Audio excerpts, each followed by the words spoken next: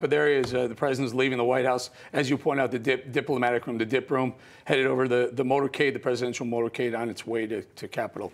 There with Jill Biden, First Lady, heading over. But Mercedes, the interesting thing is, you think about President Biden, he had one of his first press conferences of his entire presidency just about a month ago, where even his own aides said this was a reset moment.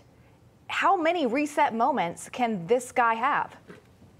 Well, I think Mark Meadows explained how this is like a pit stop. I think it's almost like he needs a full reconstruction of his presidency because it's been so, I think, just such a failure so far, and it's reflective in the poll numbers. Look, this is a moment for the president to try to find a way to find, he should try to find common ground with the American people. The American people feel very nervous. There's been a lot of uncertainty. There's a sense of division.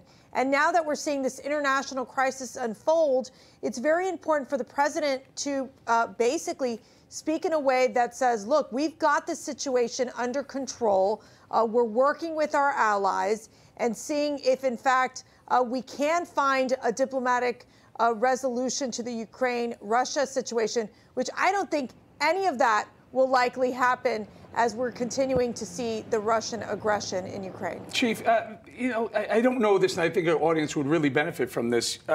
President Trump often would go off script. He'd have teleprompters all around and he'd read, but he would pause, and you could visibly see it. He did it quite often.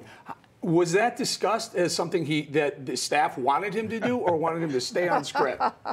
Oh, well, I'll let Mercy jump in here as well. No, normally it was not discussed, but I can tell you there's two things that President Trump did extremely well. Not only would he take what the speechwriters would prepare and then make his own handwritten notes. Mercy can tell you all about that. He will actually he said, well, this is not emphasizing this enough. He would actually take that big black Sharpie and do that. But then he would have those moments where he knew he wanted to tell a personal story or emphasize a particular point. But here's what we'll see. Is tonight we'll see a very different Joe Biden. We'll see campaign Joe Biden come back because Mercy was exactly right. She's talking about, he's going to talk about a conflict, but there's another conflict going on in the Democrat Party between the progressive wing and those that are rational and want to actually govern. And so he's going to pivot towards those rational Democrats tonight so that he can say that he's actually gotten things done.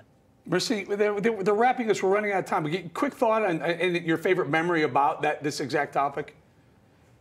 Well, I got to, like Mark, we got to be in the Capitol when the president was giving his State of the Union. And obviously, it's such a moment of any president to be able to talk and connect with the American people. Remember, one of the things that they do is that they bring in people that sit in the gallery, in the presidential gallery, sitting by the First Lady. They really thread these personal narratives into the State of the Union. And there's those moments where, for example, when Rush Limbaugh was recognized at one of the State of the Unions, which really I just will never forget. Yep. All right, Mark Meadows and Mercedes Schlapp, thanks for being with us. Thank you. Thank you.